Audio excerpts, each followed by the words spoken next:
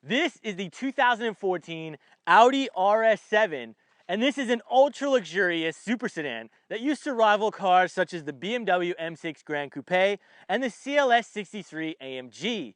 This brand new, here in Australia, would have almost set you back $250,000.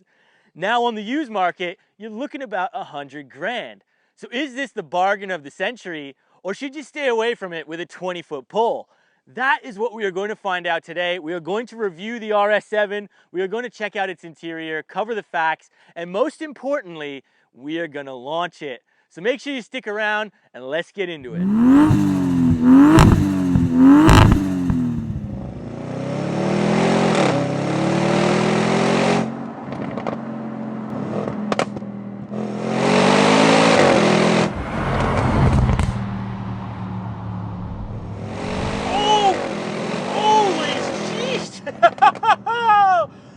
Holy crap!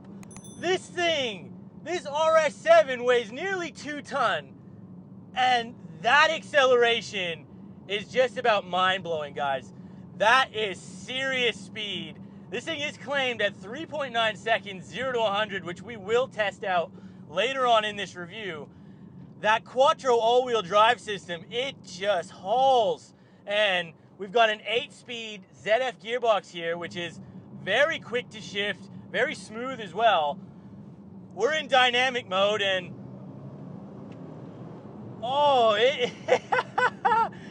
this car, it's not like it's biting your head off. It almost reminds me of like a Bentley kind of powertrain where it just has so much power on tap, but it's not angry about it. You know, you put your right foot down and it just kind of sets off, and then a few seconds later, your whole body is just pressurized into these luxurious leather seats, and this car is just hauling.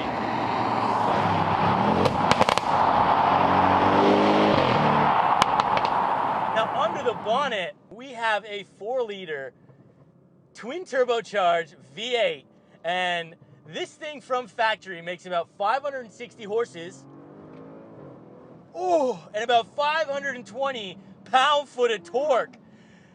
This thing, wow, it is just, it feels every bit of 560 horsepower, I'll tell you that much. You come out of this night hairpin. Wow. It just takes off, this thing. It is a missile. Let's just get a bit of sound out of this car. Let's hear it.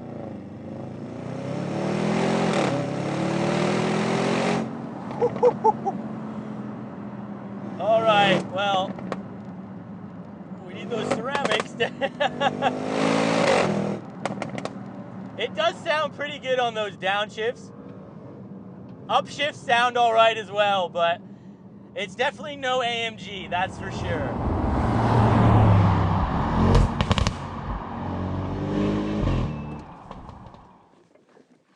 Now, let's just go over some of the basics of this car and have a bit of a walk around here because there is a lot to talk about with this thing. Now, starting off, this RS7 has the carbon fiber pack. So we got carbon fiber on the wing mirrors here. We also have carbon fiber up the front, even right at the front, kind of a little lip here under the Quattro.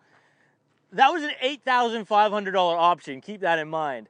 We've also got the 21-inch alloys here, which look really good in my personal opinion. And behind that, whoever spec'd this car out was happy to spend some money because he got the big carbon ceramic brakes. This was a $21,000 option. It is absolutely massive and really stops this car on a dime. As for the general style of it, it looks really sleek. It looks really mean and aggressive. It still looks quite modern also. I love the low slung roof line down there. It does limit rear passenger headroom slightly, but I'm just under 6 foot. I can still fit back there pretty comfortably, but if you're over 6 foot, you will have an issue. Now, just coming to the back, it's equally as good looking back here, and this is actually a lift back. So self rises, and there's a ton of room back here. So it only seats 4 people, but you got a ton of room in here, and you've got even some cargo nets if you want to secure it. tap of a button, it goes back down. Carbon fiber rear diffuser, absolutely love that. You've got 2 exhausts back here. It does sound pretty good, so have a listen again. Now inside this RS7, it does not disappoint, and I absolutely love how this was spec'd out because we have got carbon fiber all throughout this interior, these beautiful white leather seats. They're a honeycomb quilted design. It's actually a Valcona leather. Feels very plush and just so comfortable to sit in. It's beautiful in here. The steering wheel, again, we've got a flat bottom. It says RS7. Just feels perfect in the hand. I really do like the gauge cluster. Still analog gauges here. We've got a screen in the middle, which is perfect how I like it. This has the optional Bang & Olufsen sound system. That was like a $15,000 option. 15 speakers in here as well. So $1,000 a speaker, that's pretty pricey, but it sounds really good. The carbon fiber, again, it's just everywhere. Even on the door side, you've got this nice leather. Feels very premium. The carbon fiber comes around the door handle. This car actually has quad climate control. So every person in this vehicle has their own climate control options, which is absolutely ridiculous. Now 0 to 100 was claimed in 3.9 seconds. We got the Dragy here, so let's find out if we can actually do that. It's in sport mode, foot hard on the brake.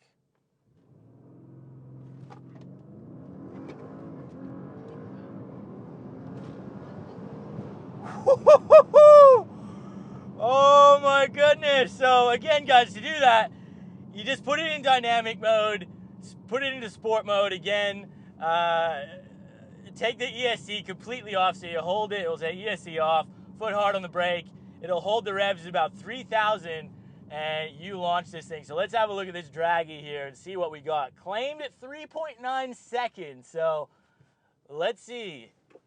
Wow, guys, this is quick. 3.8 seconds, so it is actually faster than it is claimed. So I am very, very impressed with that time. Wow. And it felt every bit of that quick.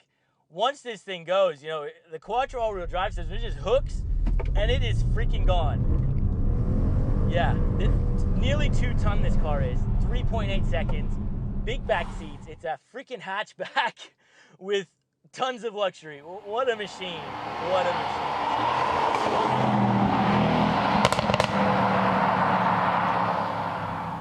And you know, as for handling in this car, it's really only the steering and a little bit of the throttle that kind of restricts this car's handling to be great. Because in the corners, it does sit pretty flat. It rides pretty comfortably. But you do get a very vague sense of where those front wheels are. It doesn't give you really any feedback. You don't really feel any feedback through the seat either. And the throttle, it feels a little bit disconnected because when you first jump in this, you might touch the throttle and this thing doesn't really do anything.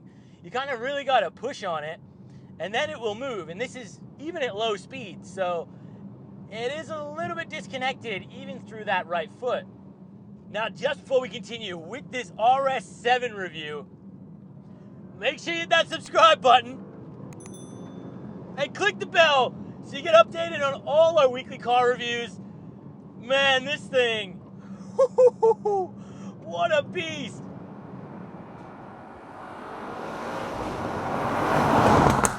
Oh, those pops and crackles, mate.